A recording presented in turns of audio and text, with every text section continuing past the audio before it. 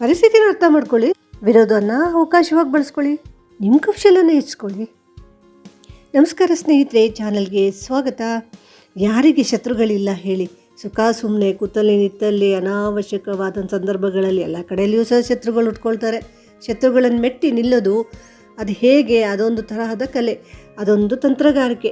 ಯಾರಿಗೂ ತೊಂದರೆ ಹಿಂಸೆ ಏನೂ ಆಗದೇ ಇರೋ ಹಾಗೆ ಬುದ್ಧಿವಂತಿಕೆಯಿಂದ ಪರಿಸ್ಥಿತಿಯನ್ನು ನಿಭಾಯಿಸ್ತಕ್ಕಂಥ ಒಂದು ತಂತ್ರಗಾರಿಕೆ ಇದು. ನಿಭಾಯಿಸೋದು ಹೇಗೆ ಅನ್ನೋದೇ ಈ ವಿಡಿಯೋದ ವಿಷಯ. ಹೆಚ್ಚು ಹೋರಾಟ ಇಲ್ಲದೆ ಶತ್ರುಗಳ ಮುಂದೆ ಶಾಂತಿಯಿಂದ ಹೇಗೆ ಬಲ ಪ್ರದರ್ಶನ ಮಾಡ್ಬೋದು ಅನ್ನೋದಕ್ಕೆ ಒಂದಷ್ಟು ಸಕಾರಾತ್ಮಕ ಮತ್ತು ಚಾಣಾಕ್ಷ ತಂತ್ರಗಳು ಇವು. ಮೊದಲನೇ ಅಂಶ ಭಾವನಾತ್ಮಕ ನಿಯಂತ್ರಣ. ಭಾವನಾತ್ಮಕವಾಗಿ ತೆಗೆದುಕೊಂಡಂಥ ನಿರ್ಧಾರಗಳು ಹೆಚ್ಚಾಗಿ ತಪ್ಪೇ ಆಗಿರ್ತವೆ. ಶಾಂತವಾಗಿ ಪ್ರತಿಕ್ರಿಯಿಸಿದರೆ ನೀವು ಸದಾ ಮೇಲ್ಮಟ್ಟದಲ್ಲಿರ್ತೀರಿ. ಶತ್ರುಗಳು ನಿಮ್ಮ ಬಗ್ಗೆ ಎಚ್ಚರಿಕೆಯಿಂದ ಇರ್ತಾರೆ. ಎರಡನೇ ಅಂಶ ನಮ್ಮ ಸಾಧನೆ ಕಡೆಗೆ ನಾವು ದೃಷ್ಟಿ ಇಡೋದು. ಸದಾಕಾಲ ಶತ್ರುಗಳು ಏನು ಮಾಡ್ತಾರೆ ಅಂತ ಅವ್ರ ಕಡೆನೇ ಮನಸ್ಸು ಕೊಟ್ಟು ಅವ್ರ ಕಡೆನೇ ದೃಷ್ಟಿ ನೆಟ್ಟಿದ್ರೆ ನಮ್ಮ ಗುರಿಯನ್ನು ನಾವು ತಲುಪೋದು ಯಾವಾಗ? ಶತ್ರುವಿನ ಮೇಲೆ ನಮ್ಮ ದೃಷ್ಟಿ ಇರಲೇಬಾರ್ದು. ನಮ್ಮ ಪ್ರಗತಿಯ ಮೇಲೆ ನಮ್ಮ ಗಮನವನ್ನು ಇರಬೇಕು. ನಿಮ್ಮ ಯಶಸ್ಸೇ ಶತ್ರುಗಳಿಗೆ ನೀವು ಕೊಡ್ತಕ್ಕಂಥ ಅತಿ ಉತ್ತಮವಾದಂಥ ಉತ್ತರ ಆಗಿರುತ್ತೆ. ಇನ್ನೊಂದು ಮುಖ್ಯ ಅಂಶ ಅಂತೇಳಿ ಹೇಳಿದರೆ ಸಂವಹನ. ನಾವು ಮಾತಾಡ್ತಕ್ಕಂಥ ರೀತಿ ಇನ್ನೊಬ್ಬರಿಗೆ ತಕ್ಷಣಕ್ಕೆ ಅರ್ಥ ಆಗೋ ರೀತಿಯಲ್ಲಿ ಇರಬೇಕು. ಹೆಚ್ಚಿನ ಸಂಘರ್ಷಗಳು ಜಗಳಗಳೆಲ್ಲ ಆಗೋದು ಮಾತಿನ ಅರ್ಥದ ತಪ್ಪು ಗ್ರಹಿಕೆಯಿಂದಲೇ. ಆದ್ದರಿಂದ ನೇರವಾಗಿರ್ತಕ್ಕಂತಹ ಗೌರವಪೂರ್ಣವಾಗಿರುವ ಮಾತು ಅಸಮಾಧಾನವನ್ನು ಬಹಳ ಕಡಿಮೆ ಮಾಡುತ್ತೆ, ಸಾಕಷ್ಟು ಜಗಳಗಳಿಗೆ ಕಾರಣ ಆಗೋದನ್ನು ತಪ್ಪಿಸುತ್ತೆ. ಇನ್ನೊಂದು ಭಾಳ ಒಳ್ಳೆಯ ಉಪಾಯ ಅಂತ ಹೇಳಿದರೆ ಸೀಮೆಗಳನ್ನು ಹಾಕ್ಕೊಳ್ಳೋದು, ಬೌಂಡ್ರೀಸ್ ಹಾಕ್ಕೊಳ್ಳೋದು. ಯಾಕೆ ಅಂದರೆ ನಿಮ್ಗೆ ಸದಾಕಾಲ ಕಿರಿಕಿರಿ ಉಂಟು ಮಾಡ್ತಿರ್ತಾರೆ. ಏನಾದರೂ ಒಂದು ಅಸಂತೋಷಕರವಾದಂತಹ ನಷ್ಟ ಬರುವಂಥ ಕೆಲಸಗಳನ್ನು ಮಾಡ್ತಾನೆ ಇರ್ತಾರೆ ಇಂಥವ್ರು ಅಂತ ನಿಮ್ಗೆ ಗೊತ್ತಾದಾಗ ಉದ್ದೇಶಪೂರ್ವಕವಾಗಿ ಅವರನ್ನು ನೀವು ದೂರ ಇಡೋದು, ಅಂತರವನ್ನು ಕಾಯ್ದುಕೊಂಡು ಬಿಡಬೇಕು. ಅವ್ರಿಗೆ ಗೊತ್ತೇ ಆಗಲ್ಲ ಯಾಕೀಗೆ ಅಂತ. ಅವರು ನಿಮ್ಮನ್ನು ಎಷ್ಟು ತೊಂದರೆ ಮಾಡಬೇಕು ಅಂತ ಹತ್ರ ಬರ್ತಾರೋ ಅಷ್ಟು ನೀವು ಅಂತರವನ್ನು ಕಾಯ್ಕೊಳ್ಬೇಕು. ಇದು ನಿಮ್ಮ ದುರ್ಬಲತೆ ಖಂಡಿತ ಅಲ್ಲ, ಇದು ನಮ್ಮ ಆತ್ಮರಕ್ಷಣೆಯ ತಂತ್ರ. ಇನ್ನೊಂದು ಚಾಣಾಕ್ಷ ನಡೆ ಅಂತ ಹೇಳಿದರೆ ಪರಿಸ್ಥಿತಿನ ಅರ್ಥ ಮಾಡ್ಕೊಳ್ಳೋದು. ಎಲ್ಲ ಪರಿಸ್ಥಿತಿಯಲ್ಲಿ ಒಂದೇ ರೀತಿಯಲ್ಲಿ ನಾವು ಪ್ರತಿಕ್ರಿಯೆಯನ್ನು ಕೊಡಲೇಬಾರ್ದು. ಪ್ರತಿ ವಿರೋಧ ಅಥವಾ ವಿರೋಧಿಯ ಹಿಂದೆ ಏನೋ ಒಂದು ಕಾರಣ ಇದ್ದೇ ಇರುತ್ತೆ. ಅಸೂಯೆ ಇರ್ಬೋದು, ಭಯ ಇರ್ಬೋದು, ತಪ್ಪು ಗ್ರಹಿಕೆ ಇರ್ಬೋದು, ಇನ್ನು ಯಾವುದೋ ಥರದ ಕಾರಣಗಳು ಇರ್ತವೆ. ಅದರಿಂದ ಸರಿಯಾದ ಕಾರಣ ತಿಳ್ಕೊಂಡು ಏನು ಎಂಥದ್ದು ಅಂತ ತಿಳ್ಕೊಂಡು ಅರ್ಥ ಮಾಡಿಕೊಂಡು ಪರಿಹಾರವನ್ನು ಹುಡ್ಕೊಳ್ಳೋದು ಭಾಳ ಸುಲಭ ಆಗುತ್ತೆ. ಬುದ್ಧಿವಂತಿಕೆ ಅಂದರೆ ಇದು ಕಣ್ರಿ, ಏನು ಗೊತ್ತಾ? ಪ್ರತಿಕ್ರಿಯೆ ಮತ್ತು ಪ್ರತಿಸ್ಪಂದನೆ. ತಕ್ಷಣಕ್ಕೆ ಏನಾದರೂ ಒಂದು ವಿಷಯ ಆಯಿತು ಅಂತ ಹೇಳಿದ್ರೆ ತಕ್ಷಣ ಯೋಚನೆ ಮಾಡದೆ ಪ್ರತಿಕ್ರಿಯಿಸೋ ಬದಲು ಯೋಚಿಸಿ ಅವರಿಗೆ ಸ್ಪಂದನೆಯನ್ನು ಮಾಡಬೇಕು.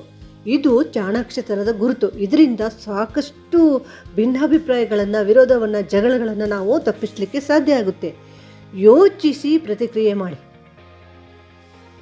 ಶತ್ರುಗಳನ್ನು ಬಗ್ಬಡಿಯೋಕ್ಕೆ ಇನ್ನೊಂದು ಅತಿ ಸುಲಭವಾದಂತಹ ಆದರೆ ದೃಢವಾದಂತಹ ವಿಷಯ ಅಂತೇಳಿ ಹೇಳಿದರೆ ಸ್ವವಿಕಾಸ. ನಾವು ಉದ್ಧಾರ ಆಗೋದು ಕಣ್ರಿ. ನಮ್ಮ ಕೌಶಲ್ಯ, ನಮ್ಮ ಜ್ಞಾನ, ನಮ್ಮ ಆತ್ಮವಿಶ್ವಾಸನ ನಾವು ಸದಾಕಾಲ ಹೆಚ್ಚಿಸ್ಕೊಳ್ತಾನೆ ಇರಬೇಕು. ಬಲವಾದ ವ್ಯಕ್ತಿತ್ವವನ್ನು ಯಾರೂ ಸುಲಭವಾಗಿ ಬಗ್ಬಡಿಯಲಿಕ್ಕೆ ಸಾಧ್ಯನೇ ಇಲ್ಲ. ನಮ್ಮ ಸುತ್ತಲೂ ಒಂದು ಸಹಕಾರದ ವೃತ್ತವನ್ನು ನಿರ್ಮಿಸ್ಕೊಳ್ಳೋದು ಅಂದರೆ ಅತಿ ಒಳ್ಳೆಯ ಸ್ನೇಹಿತರು, ಹಿತೈಷಿಗಳು, ಬೆಂಬಲಿಗರು ಹಾಗೂ ಉತ್ತಮ ವಾಗ್ಮಿಗಳು, ಬುದ್ಧಿಶಾಲಿಗಳು ಆಗಿರ್ತಕ್ಕಂಥ ವ್ಯಕ್ತಿಗಳ ಒಂದು ಬಳಗವನ್ನು ನಾವು ಹೊಂದಿರಬೇಕು. ಆಗ ಒಂಟಿತನದಿಂದ ಇರುವಾಗ ಕಾಡ್ತಕ್ಕಂತಹ ಬೇಜಾರು, ಒಂಥರ ಅಭದ್ರತೆ, ಅಸುರಕ್ಷತೆ ಇವೆಲ್ಲವನ್ನೂ ಸಹ ಹೋಗಲಾಡಿಸ್ಬೋದು. ಒಂಟಿಯಾಗಿದ್ದಾಗ ಶತ್ರುಗಳು ಕಾಡ್ತಾರೆ, ಅದೇ ಗುಂಪಿನಲ್ಲಿದ್ದಾಗ ಅವರು ಹಿಂಜರಿತಾರೆ. ಇನ್ನೊಂದು ಅದ್ಭುತವಾದ ತಂತ್ರಗಾರಿಕೆ ಅಂದರೆ ನೈತಿಕ ಮೇಲಾಟ. ಅಂದರೆ ಹೈ ಮೋರಲ್ ಗ್ರೌಂಡ್. ತಪ್ಪಿಗೆ ತಪ್ಪಿನಿಂದನೇ ಉತ್ತರ ಕೊಡಲಿಕ್ಕೆ ಸಾಧ್ಯ ಇಲ್ಲ. ಎಲ್ಲ ಸಮಯದಲ್ಲೂ ತಪ್ಪನ್ನು ಅವರು ಮಾಡಿದರು ಇವರು ಮಾಡಿದರು ಅಂತ ಎರಡು ಕಡೆಯಿಂದ ತಪ್ಪುಗಳೇ ಆಗ್ತಾಯಿದ್ರೆ ಅಲ್ಲಿ ಯಾವಾಗಲೂ ಸಹ ಪರಿಹಾರ ಸಿಗೋದಿಲ್ಲ. ಆದ್ದರಿಂದ ಮೌಲ್ಯಗಳನ್ನು ಅಳವಡಿಸ್ಕೊಳ್ಬೇಕು. ನೈತಿಕತೆಯನ್ನು ಹೆಚ್ಚಿಸ್ಕೊಂಡಷ್ಟು ಸಹ ನಾವು ಬಲಿಷ್ಠರಾಗ್ತಾ ಹೋಗ್ತೀವಿ. ಶತ್ರುಗಳು ನಮ್ಮನ್ನು ಮಟ್ಟ ಹಾಕೋಕ್ಕೆ ಕಷ್ಟ ಆಗುತ್ತೆ. ಶತ್ರುಗಳನ್ನು ಹಿಮ್ಮೆಟ್ಟಿಸಲಿಕ್ಕೆ ಇನ್ನೊಂದು ಪ್ರಮುಖವಾದಂತಹ ತಂತ್ರ ಅಂತ ಹೇಳಿದರೆ ಕಾಯೋ ತಂತ್ರ.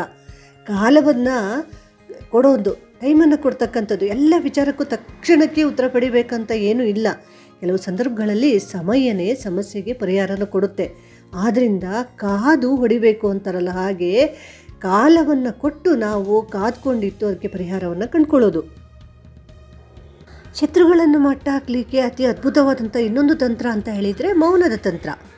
ಪ್ರತಿ ಪ್ರಚೋದನೆಗೂ ಸಹ ನಾವು ಉತ್ತರ ಕೊಡಲೇಬೇಕಂತ ಏನೂ ಇಲ್ಲ. ಸಾಕಷ್ಟು ಸರ್ತಿ ನಮ್ಮ ಮೌನವೇ ಶತ್ರುಗಳಿಗೆ ನುಂಗಲಾರದ ತುತ್ತಾಗಿ ಕಾಡ್ತಾ ಇರುತ್ತೆ. ಕೆಲವು ಸಾರ್ತಿ ನಮ್ಮ ಮೌನ ಶತ್ರುಗಳಿಗೆ ದೊಡ್ಡ ಉತ್ತರವನ್ನು ಕೊಟ್ಟಿರುತ್ತೆ. ನಾವೇನೂ ಹೇಳಬೇಕಾಗೇ ಇಲ್ಲ. ಮೌನದ ತಂತ್ರಗಾರಿಕೆಯೂ ಸಹ ಶತ್ರುಗಳ ನಿಗ್ರಹಕ್ಕೆ ಉತ್ತಮವಾದಂತಹ ಅಸ್ತ್ರವಾಗಿ ಪ್ರಯೋಗಿಸಬಹುದು. ಉತ್ತಮ ರೀತಿಯ ಪ್ರತಿಷ್ಠೆಯನ್ನು ಹೆಚ್ಚಿಸ್ಕೊಳ್ಳೋದು, ಪ್ರತಿಷ್ಠೆ ನಿರ್ಮಾಣ ಇನ್ನೊಂದು ತಂತ್ರ. ನಿಮ್ಮ ನಡತೆ ಮತ್ತು ಕೆಲಸನೇ ನಿಮ್ಮ ವ್ಯಕ್ತಿತ್ವವನ್ನು ಕಟ್ಟುತ್ತೆ. ಒಳ್ಳೆಯ ಹೆಸರು ಶತ್ರುಗಳ ಆರೋಪಗಳನ್ನು ದುರ್ಬಲಗೊಳಿಸುತ್ತೆ. ಇನ್ನೊಂದು ಅದ್ಭುತವಾದಂತಹ ತಂತ್ರಗಾರಿಕೆ ಅಂತ ಹೇಳಿದ್ರೆ ಪರಿವರ್ತನೆಯ ದೃಷ್ಟಿಕೋನ. ವಿರೋಧವನ್ನು ಅವಕಾಶವಾಗಿ ನೋಡ್ಕೊಳ್ಳಿ. ಸವಾಲುಗಳು ನಮ್ಮ ಬಲವನ್ನು ತೀಕ್ಷ್ಣಗೊಳಿಸುತ್ತವೆ, ನಮ್ಮ ಬುದ್ಧಿಮತ್ತೆಯನ್ನು ಚುರುಕುಗೊಳಿಸುತ್ತವೆ. ಅಂತಹ ಸಂದರ್ಭದಲ್ಲಿ ಬರ್ತಕ್ಕಂಥ ವಿರೋಧವನ್ನು ನಾವು ಅವಕಾಶವಾಗಿ ಬಳಸ್ಕೊಳ್ಬೇಕು. ನಾವು ಬೆಳೀಲಿಕ್ಕೆ ಪ್ರಾರಂಭ ಆಗಬೇಕು. ಚಿಕ್ಕದಾಗಿ ಪ್ರಾರಂಭವಾಗಿರ್ತಕ್ಕಂತಹ ಪರಿವರ್ತನೆ ಜೀವನದ ದಿಕ್ಕನ್ನೇ ಬದಲಿಸಿಬಿಡುತ್ತೆ. ಯಾರು ನಮ್ಮನ್ನು ಸದಾಕಾಲ ಕಾಡ್ತಾರೋ, ನಮ್ಮ ಶಾಂತಿ ನೆಮ್ಮದಿಗೆ ಧಕ್ಕೆ ತರ್ತಾ ಇರ್ತಾರೋ ಅವರನ್ನು ತಂತ್ರಾತ್ಮಕವಾಗಿ ದೂರವಾಗಿರೋದು. ಎಲ್ಲರ ಜೊತೆ ಹೋರಾಡಲೇಬೇಕಂತ ಏನೂ ಇಲ್ಲ. ಕೆಲವರಿಂದ ಉದ್ದೇಶಪೂರ್ವಕವಾಗಿ ದೂರನೇ ಇದ್ದರೆ ನಮಗೆ ಶಾಂತಿ ಸಿಗುತ್ತೆ, ನೆಮ್ಮದಿ ಸಿಗುತ್ತೆ. ನಮ್ಮ ಜೀವನದ ನಿಜವಾದ ಗೆಲುವು ಅದೇ ಆಗಿರುತ್ತೆ. ಎಲ್ಲಿ ಏನೇ ಆಗಲಿ, ಯಾರು ಏನೇ ಅನ್ನಲಿ, ನಮ್ಮ ಜೀವನದ ನಡೆನುಡಿಯಲ್ಲಿ ಇರ್ತಕ್ಕಂತಹ ಸ್ಥಿರತೆಯನ್ನು ನಾವು ಕನ್ಸಿಸ್ಟೆನ್ಸಿಯನ್ನು ಕಾಪಾಡಿಕೊಳ್ಳಲೇಬೇಕು. ನಮ್ಮ ದಾರಿಲಿ ನಿರಂತರವಾಗಿ ನಾವು ಅಚಲರಾಗಿರಬೇಕು. ಸ್ಥಿರ ಪ್ರಯತ್ನದ ಮುಂದೆ ವಿರೋಧಿಗಳಿಗೆ ಏನೇನು ಮಾಡೋಕ್ಕಾಗಲ್ಲ. ನಿಧಾನವಾಗಿ ಆದರೂ ಪರವಾಗಿಲ್ಲ, ನಿಶ್ಶಬ್ದವಾಗಿ ನೀವು ಕೆಲಸ ಮಾಡ್ತಾನೇ ಇರಬೇಕು. ನಿಮ್ಮ ಗೆಲುವಿನ ಶಬ್ದ ಮಾತ್ರ ಶತ್ರುಗಳಿಗೆ ಸಿಡಿಲಿನ ಶಬ್ದದ ಹಾಗೆ ಅಪ್ಪಳಿಸಬೇಕು. ಆಗ ಅವರು ನಿಶ್ಶಬ್ದರಾಗ್ತಾರೆ, ನೀವು ಗೆಲುವಿನ ಹಾದಿಯಲ್ಲಿ ಇರ್ತೀರಾ. ಎಲ್ಲಕ್ಕಿಂತ ಮಿಗಿಲಾಗಿ ಶತ್ರುವನ್ನು ಸೋಲಿಸೋಕ್ಕೆ ಅತ್ಯುತ್ತಮ ಮಾರ್ಗ ಅಂದರೆ ಅವನಿಗಿಂತ ನಾವು ಉತ್ತಮ ವ್ಯಕ್ತಿ ಆಗೋದು. ಶತ್ರುಗಳನ್ನು ಬಗ್ಬಡಿಲಿಕ್ಕೆ ನಾವು ಮಾಡಬೇಕಾಗಿದ್ದಂತಹ ಅತಿ ಮುಖ್ಯವಾದಂತಹ ಕೆಲಸ ಅಂತ ಹೇಳಿದರೆ ಮೊದಲನೇದಾಗಿ ಅವರನ್ನು ಬಡಿಬೇಕು ಅನ್ನುವಂಥ ವಾಂಛೆಯನ್ನೇ ಬಿಟ್ಬಿಡಬೇಕು. ಯಾಕೆ ಅಂತ ಹೇಳಿದರೆ ನಮ್ಮ ಮನಸ್ಸು ಗಟ್ಟಿಯಾಗಿರಬೇಕು. ನಮ್ಮ ಮನಸ್ಸು ಗಟ್ಟಿಯಾಗಿದ್ದು ನಮ್ಮ ಶಾಂತಿ, ನಮ್ಮ ಪ್ರಗತಿಗಾಗಿ ನಾವು ಹೋರಾಡ್ತೀವಿ ಅಂತ ಆದಾಗ ಶತ್ರುಗಳು ತಾನಾಗೆ ಹಿಂದೆ ಸರಿತಾರೆ. ಸ್ನೇಹಿತರೆ, ಇದಾಗಿತ್ತು ಇಂದಿನ ವಿಡಿಯೋಗೊಂದು ಲೈಕ್ ಕೊಟ್ಟು ಶೇರ್ ಮಾಡಿ, ಚಾನಲನ್ನು ಸಬ್ಸ್ಕ್ರೈಬ್ ಮಾಡ್ಕೊಳ್ಳಿ. ನಮಸ್ಕಾರ.